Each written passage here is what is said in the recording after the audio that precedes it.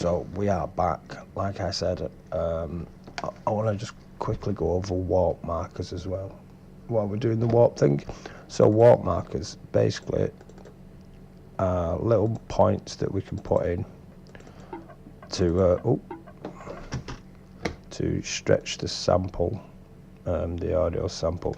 Now the way that it works is whichever direction you pull this from, your warp marker, whichever direction you pull it, it's going to only go from the one next to it, the one that's moving away from it, and it's going to get closer to the next one if there's one there.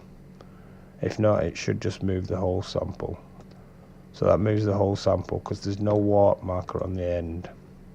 But on this side where it's anchored, you can see it's moving. So stretch that part. Yeah. So we can put it there, put one there, put one there. So if I move this one, it's only going to affect this section between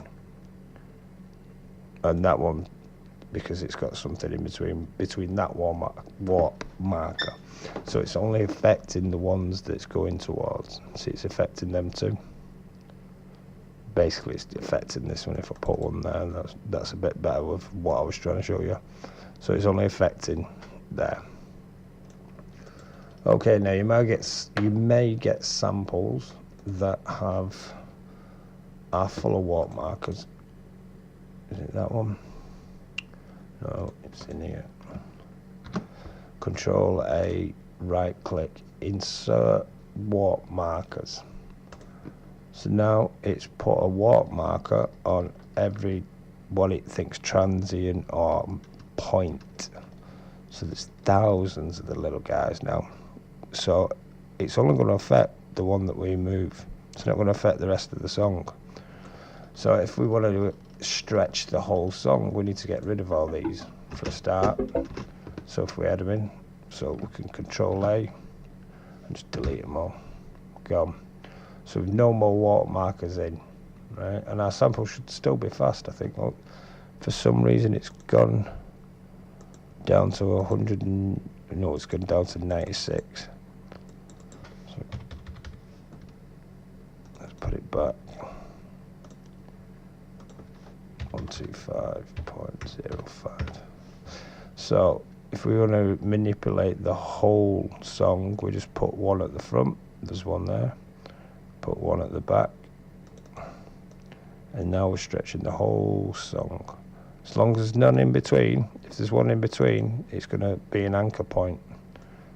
Yeah. So you don't want that one in between. If you want to stretch the whole sample. So in the same way that I've just been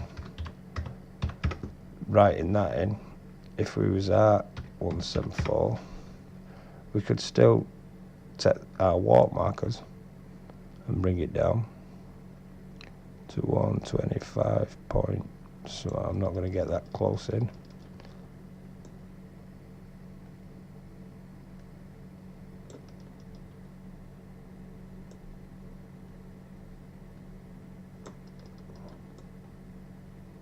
There we go.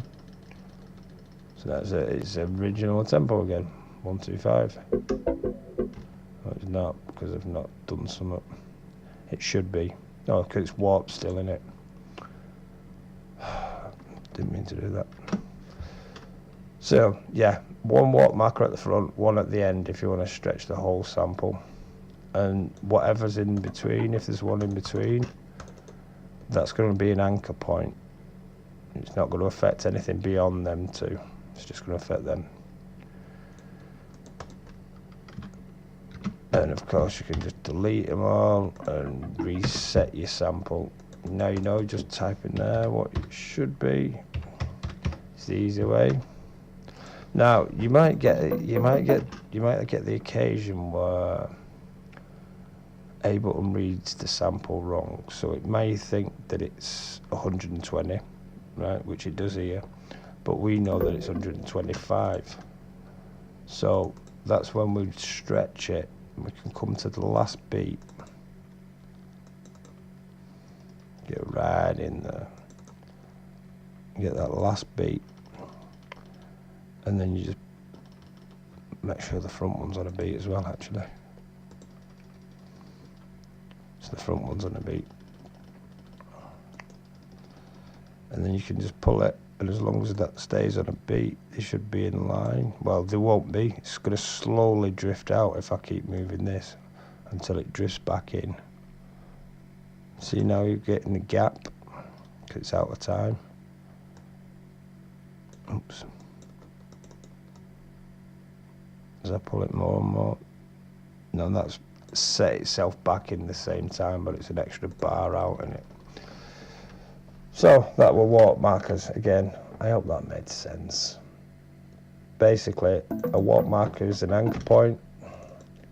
It's only going to affect between the anchor points, nothing else.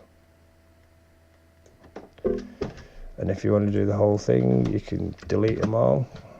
Control A, delete, and then you're back on the whole sample. You can even, if we've got a load, add warp markers. You can change how the warp markers go in as well. It might be in the quantize, I can't remember. It might just be in the settings. Oh, there you go. Some of this stuff here, so you can warp from where you've selected onwards. Oops. So from where I've selected there, warp from here. So it's only warp that last section. Yeah, oh yeah, so that's what I'm showing you. So if you just want to delete a few, you can just delete a few. You won't actually delete any of the sample in here. You'll only delete the envelope stuff. You're not affecting the actual sample. Ooh, I've moved.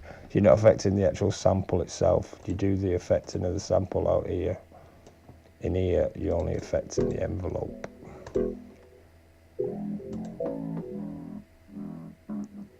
If that didn't make sense, just let me know. I don't know what I'll do about it, but you can just let me know.